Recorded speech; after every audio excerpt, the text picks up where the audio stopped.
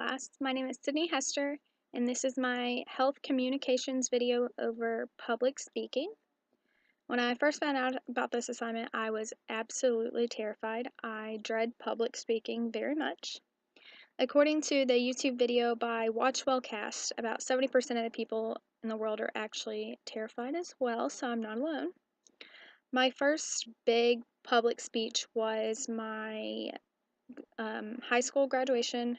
I had to stand up and give a speech to the whole gymnasium.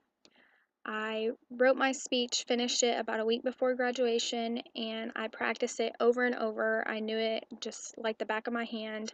I didn't need the notes. I was confident it was going to be fine.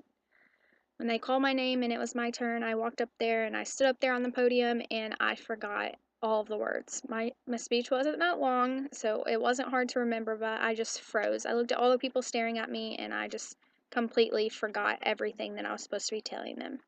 Luckily, I had the notes right in front of me and I basically just read them off. I spoke too fast, I stuttered, I was really shaky. I really, really hated it, and right then I decided I never ever wanted to have to do that ever again. And then I chose the major of health education.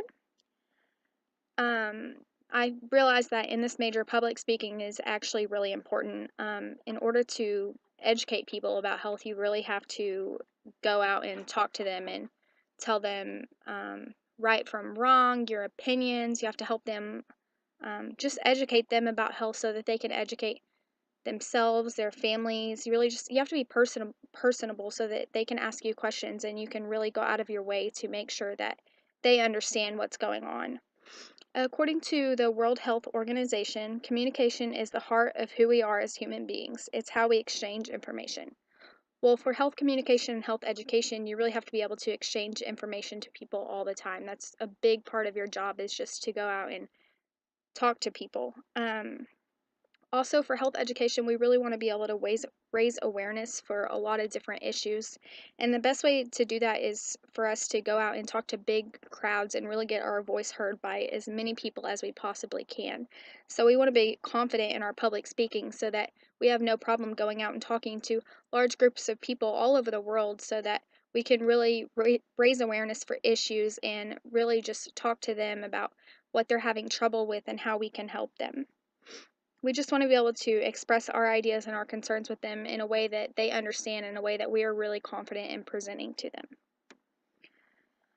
There are a lot of ways to improve public speaking, not just for me, but for people all over the world. I mean, everyone has different problems when it comes to public speaking, but I feel like a lot of these tips just can be used by everyone.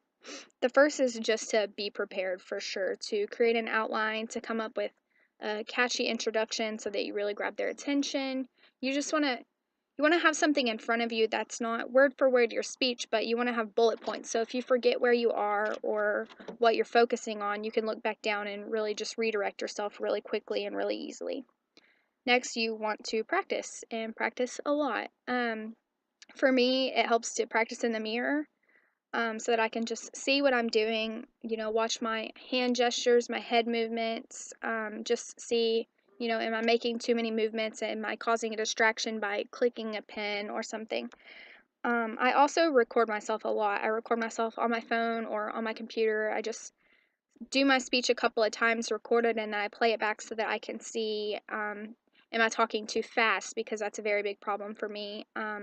So am I talking at a speed that you can understand all of the words that I'm saying? Am I, making too many movements just like in the video? In the mirror, which that's easy to catch in the mirror, but the speech thing, the tone of your voice and how fast you're talking, that's really hard to catch when you're just talking to yourself, So when you listen to it back, it's really easy to catch those kinds of things. According to Toastmasters International, eye contact is of great importance, and so is controlling your body.